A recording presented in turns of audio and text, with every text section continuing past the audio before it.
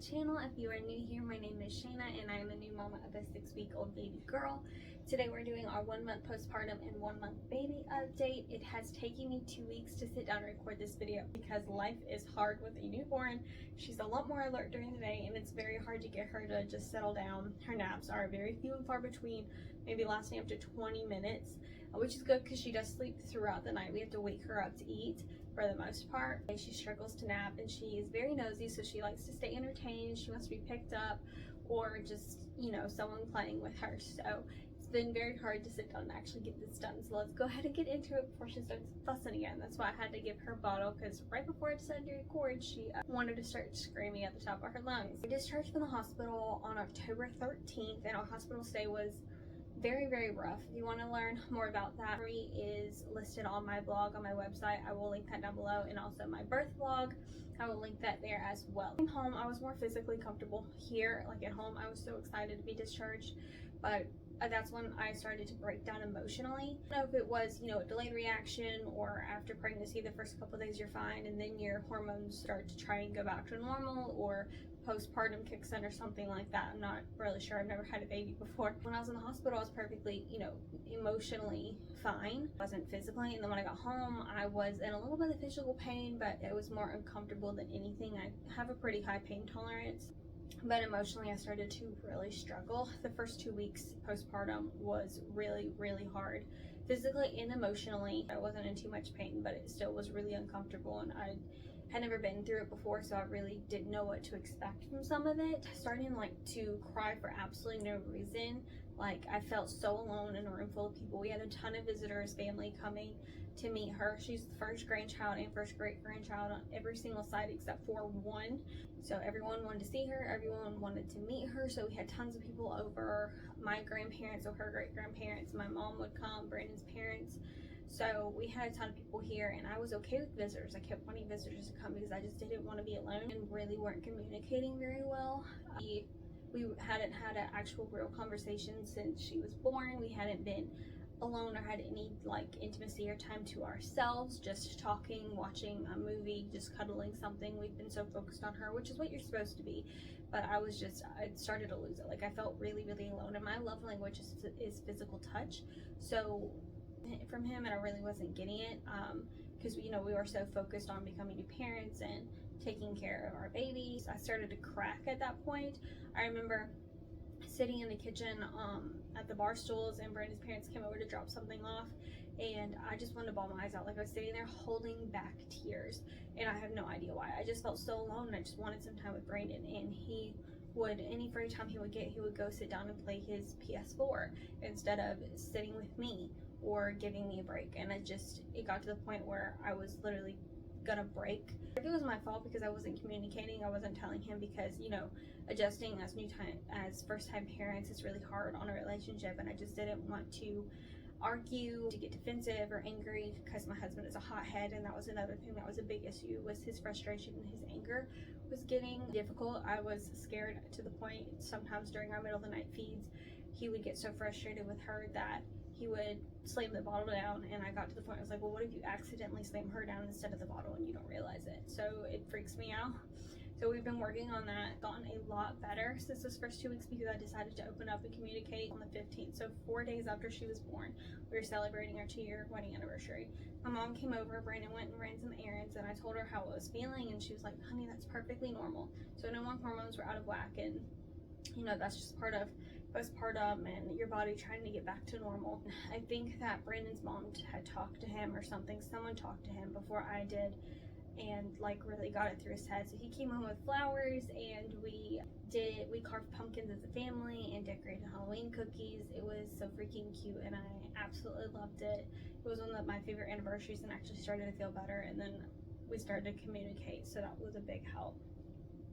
My biggest fear is getting postpartum depression or postpartum anxiety. Never really had big issues with anxiety in my life. I don't have social anxiety.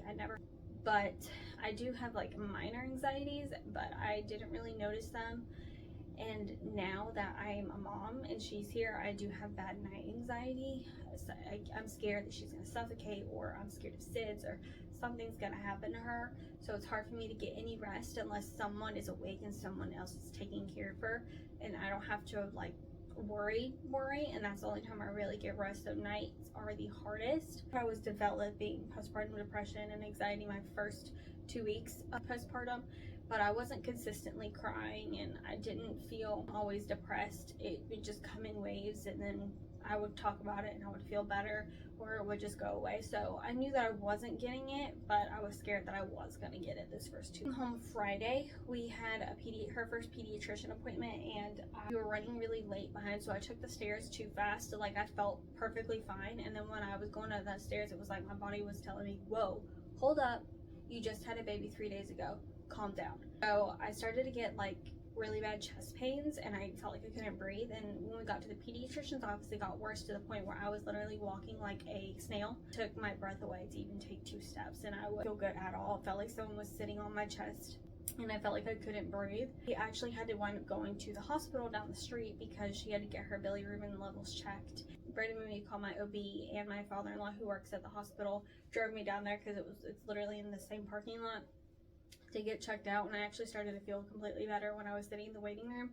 They took me back, and my pressure was good, my pulse ox was good, even my uterus was down to, that is really impressive for being 4 days postpartum, and that's what my OB said. And turns out the entire thing was just really about heartburn, and I've never experienced heartburn like that before, and I've only had minor heartburns. And when I was pregnant with her, the entire time I had acid reflux. I never had heartburn, so I never had felt that before in my life. But I was okay. I went home and I took the rest of the day, took it easy, and I just sat around. And you know, my doctor reiterated to me, like, look, you just had a baby, your body is recovering, don't do much. That's why they tell you in the paperwork, don't lift over a certain amount, you need to rest, don't work out. Since I felt fine, I just was trying to do whatever. Like, it's like I completely forgot that I wasn't supposed to, because my body, I didn't feel sick, and then my body was like, no, you're not doing this. I really hate not being able to do anything, like being confined to my bed, or not like being able to clean or something. I was literally getting yelled at from family members for doing laundry and picking up the laundry basket. It was that bad. Really nervous about my, lady region care, because no one talks about that. They tell you what you need, but they don't tell you like for how long you're supposed to use it. So for those of you that don't know, I'm going to list it out at least what worked for me. Depending on how long you bleed, it's really going to depend on what you need. But I wore the mesh panties from the hospital for 2 days after I got home, and I would use the ice packs that I had at the hospital that I took home for swelling and pain. So I only used it as needed. I didn't use it all the time. That always depends, like the diapers, with long pads and 2 Tux pads, and the Freedom On foam I sprayed on top of the Tux pads, and I rinsed my vag area with a peri bottle, and I dabbed non-scented wipes over, right there, and then I sprayed down there with Earth Mama spray. I did that for I think almost a full 2 weeks, and then I went down to wearing high-waisted black underwear. I still use the long pads and Tux pads for just a couple more days. I stopped using the Earth Mama spray and the peri bottle in the Freedom On foam. And then I switched to normal pads on the 3rd week and used panty liners, and I started using toilet paper again. It's spotty at that point and had a little bit of discharge by the end of that 3rd week. And that Saturday, I stopped bleeding completely. And then by 4 weeks, I feel like I was completely healed. I was still kind of sore down there, but I had to get 2 to 3 stitches that they called skid mark tears. And the doctor waited a few minutes before she stitched me up to see if they would stop bleeding, but they wouldn't, so she had to give me stitches. I go into detail about that in my blog. Like they tell you to check for infection, and I saw like the 3 little bubbles where they were when they fell out, but I think they fell at sometime during the 3rd week, because when I checked myself, I didn't see that anymore. October 28th, I had my 3-week postpartum appointment. I had to go in there to do that because I was diagnosed with preeclampsia in the hospital. Again, I go into detail about that in my blog and my vlog. I was given a vaginal exam because I said that I had a little bit of pain down there that I wasn't sure was normal, because it wasn't in my vagina. It was like where you go pee, like it was where your clitoris was. I felt like a sharp pain or like a soreness. It's really hard to explain it. I can picture what it feels like in my head and remember what it felt like, but it was only like when I sat up like this, I would feel it. It was like something was stabbing me right there. She did the exam and she said that everything was normal, Nothing looked out of the ordinary like it was supposed to, and she assumed that it was probably the stitches. The ones were sticking out, like trying to come out, and it was poking right there, and that's why I felt that pain. It did go away, and it did, so I assumed that it really was the stitches. The blood pressure was normal, and she actually told me to stop taking the blood pressure medication that they sent home with me from the hospital since I did have preeclampsia. BP machine to check my blood pressure every morning and every night, so I knew when I needed to take the medication. I took the medication for like I think the first full week and then started skipping in my second week, and then by my third week I was stopped taking them completely because my BP was fine. Like my doctor said, it's something that you can have up to 6 weeks postpartum, but thankfully I only had to deal with it for 2 weeks, and they said that it wasn't that bad. Preeclampsia that I had was very mild, so I didn't have to do much, thankfully. For 1 month postpartum now, and I feel completely like myself. Any more emotional breakdown since the second week. Pretty scared of PPD and PPA, but I'm doing everything in my power to try and make sure I don't get those by going on walks, by communicating, by getting up and getting dressed every morning and being motivated and trying to get things done instead of sitting in bed all day and then feeling depressed and alone. So I make sure that I'm always moving or trying to move and get something done, because obviously it's hard to do that with her, but getting dressed, even if it is in workout wear and not pajamas, getting her dressed every single day, brushing my hair and my teeth, putting lipstick on or something to make my face not look pale, actually making me food, stuff like that. I feel physically normal other than occasional soreness down there, which is my own fault because my husband had been intimate before, I got the all clear from her. Scared and nervous about it, but they said up to 4 weeks postpartum usually is when people do it instead of waiting 6 weeks entirely, so that's what we did. So that was a little sore for the first couple times, but now I'm 6 weeks, I have absolutely no soreness. I literally feel like before I was pregnant, other than still having a FUPA, which my postpartum body I actually don't have any issues with. I'm happy with my body. Everything went back to normal except for my stomach. It's still a little bit bigger than it was before. I've always had a gut, but it's a little bit bigger now, more squishy, and it hasn't completely gone back to normal. And that's probably because of my diet. All cleared to work out, and I haven't done that, which my postpartum appointment, my 6th week, is tomorrow. So I'm gonna start trying to do some yoga, which I've never done before, or go back to doing my normal workouts that I did before I got pregnant. Didn't get any stretch marks other than, I didn't notice them until after I had her. My husband actually did. I was sitting on the bed with my legs up feeding her, and Brandon was like, oh, you do have stretch marks. So I have stretch marks right here, on my butt thigh, and they're not really noticeable, and there's only a couple. And he said that they actually make my butt look bigger, so I'm glad to know that he enjoys them. But that is the only stretch marks I got. I didn't get any on my stomach or anything, just right there on my butt and the top of my thigh. That's it. And like I said, I didn't see them until after I gave birth. And I think it was because my hips were spreading, or they widened or something when I pushed her out, or because they were not there when I was pregnant at all. They were there after I gave birth. Boobs are a little bit bigger, and they have gotten a little bit more saggy because of breastfeeding. We are supplementing. I don't produce enough, and I've also learned that I don't think that I'm cut out. I'm not the typical breastfeeding mama, because I am not cut out to have her on me 24/7. I remember when I was trying to breastfeed her like that. That's when I started to kind of get a little anxious and antsy, because I just wanted some space. And my love language is physical touch, but having her on me like that, I felt like she was on me for 2 hours at a time, and I just couldn't deal with it. I can hold her like this and be fine, but actually having her on my boobs is just something that I'll explain it. But I know that exclusively breastfeeding, that is not for me. I was uncomfortable for 9 months. I kind of want to be comfortable now, and I pump, so she is getting breast milk, and I'm building up a stash and getting stuff for bath time. And if she gets sick, she can have it and stuff. Wrong with formula at all. So we're doing both, but I don't think I'm cut out to exclusively breastfeed. Now I might try it with our second baby if we decide to have one. See, with her it wasn't an option because she was in the NICU and they gave her formula, and then my breast milk struggled to come in because it was really thick. So we've been supplementing since the very beginning because we kind of had no choice. I probably would produce enough if I drank more water, took supplements for it, and also pumped more or got her to latch on more. But like I said, I don't think I'm cut out for all that. I am very, very proud of my body and happy of what it accomplished. Now moving on to her 1 month update. Night with her just went by in a blur. Honestly, this entire month has gone by in a freaking blur. We had our first pediatrician appointment that Friday. Like I said, I had only gained 1 ounce since leaving the hospital, so her birth weight was 5'6", and when we left the hospital, she was 5 pounds. It's very normal for newborns to lose their birth weight. And then when we went to the pediatrician appointment the day after we were discharged, she was 5 pounds 1 ounce. So she had gained 1 ounce since being discharged. We met with the doctor, the pediatrician, and she asked if we had any questions or concerned or anything. We were only concerned about her weight gain and sure how much she was eating or how much she should be eating. And she told us she needs to be getting at least 1 ounce.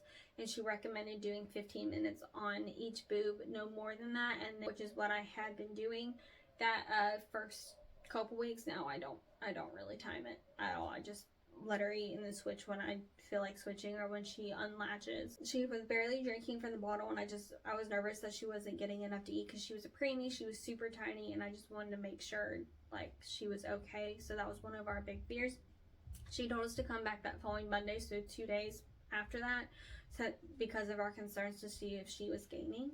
Little yellow, so she told us to go to the hospital where she was born so she could get labs done to check her bilirubin. We were a little elevated when we left the hospital, but not enough to be concerned about, which is obviously why we were discharged. So we went and got that checked, so that I didn't have to go in there and watch her and get her foot pricked and hear her scream because I was at my OB because I had that really bad heartburn. So Brandon was with her, and we got those results later that day, and they were perfectly normal. So she was healthy. We didn't have to do any blue lights. On that weekend, we celebrated our anniversary, and I gave myself some grace and tried not to worry about her feedings.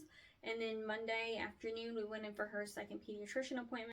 Did her height and her weight again. At that point, I was like, oh, hoping that it was enough. And then when we got in there, saw the doctor, she actually said she wasn't gaining as much as we would like, and that made my heart drop in my stomach. I was so sad. Try, after feeding her on the boob, to give her a bottle and see if she'll drink that too, to make sure she's getting enough, since you can't measure what they get out of you. Appointment for her to come back in 1 week, so the following Monday, to check her weight again. 2 weeks old at that point.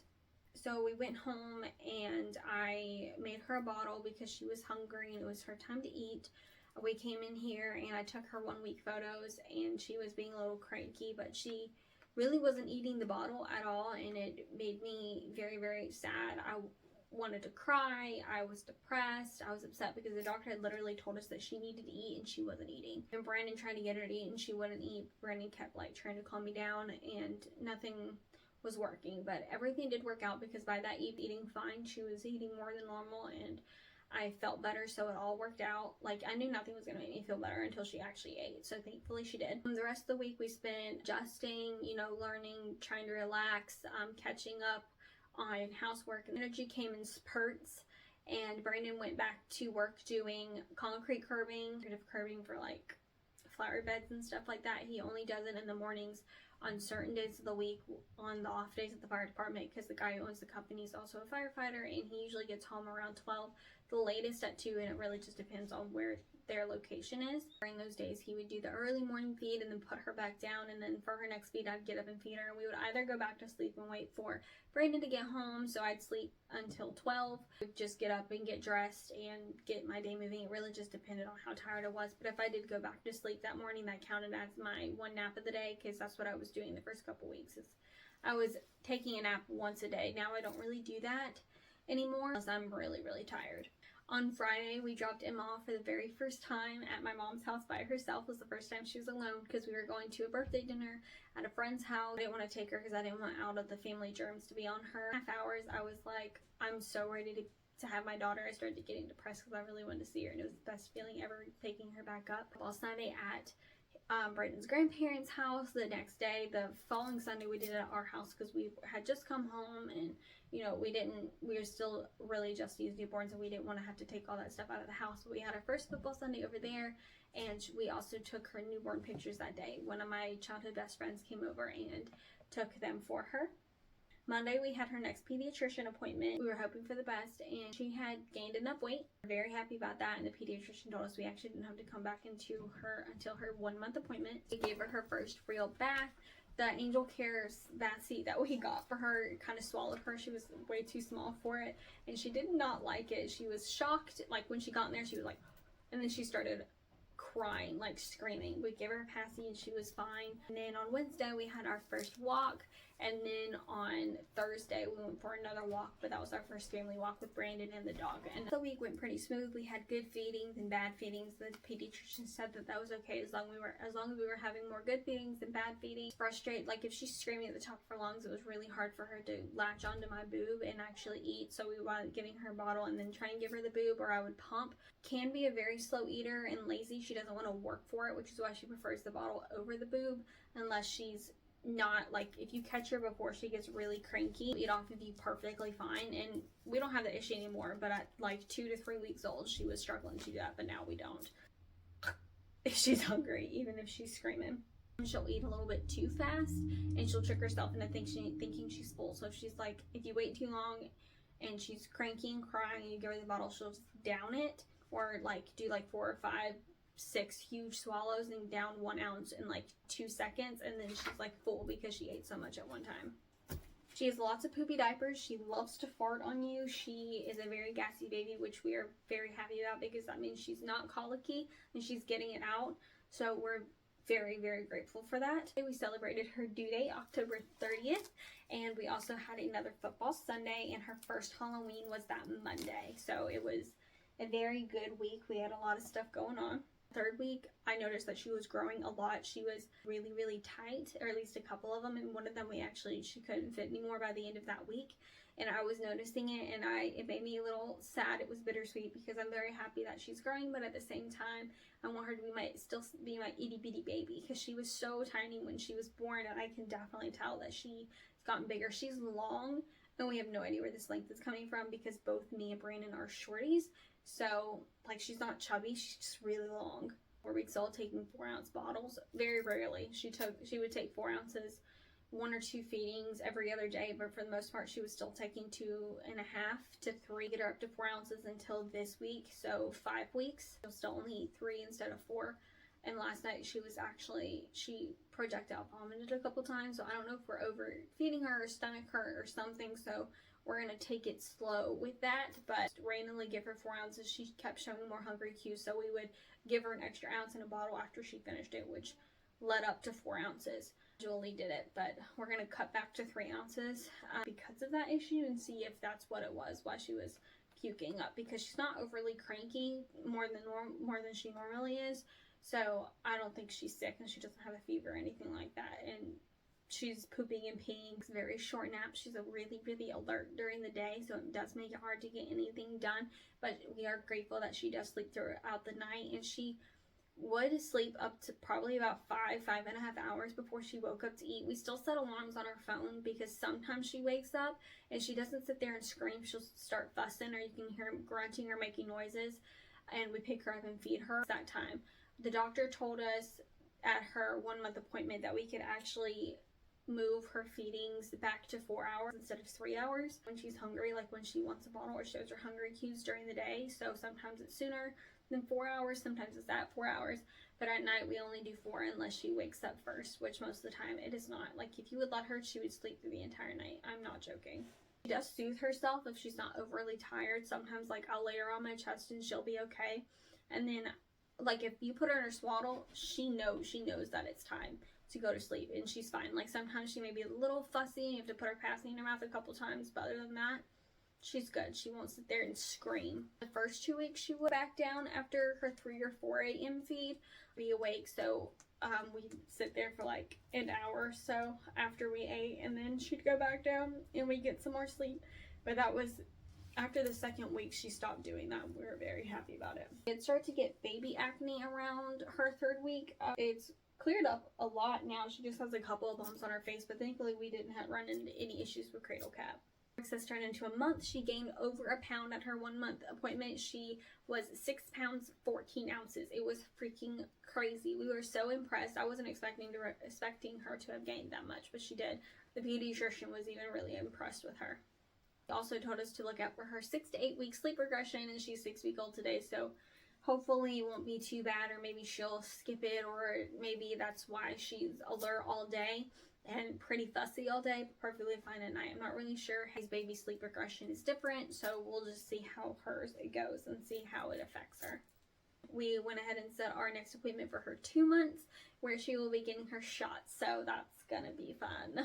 Into her 2-month, Brandon goes back to work this coming Sunday, so we're gonna try and get on a schedule as much as possible. Obviously, it's hard. You're on their schedule, but we're gonna try as best we can to get on a schedule for her to keep myself sane and to make her life easier. That is everything for her 1-month update and my 1-month postpartum. I am so glad you guys joined me. If you want any more details about our birth story or our birth vlog, or anything like that that's has been going on the past month, go check those out. I'm glad you guys stuck around for this whole video, and I will see you guys in my next one.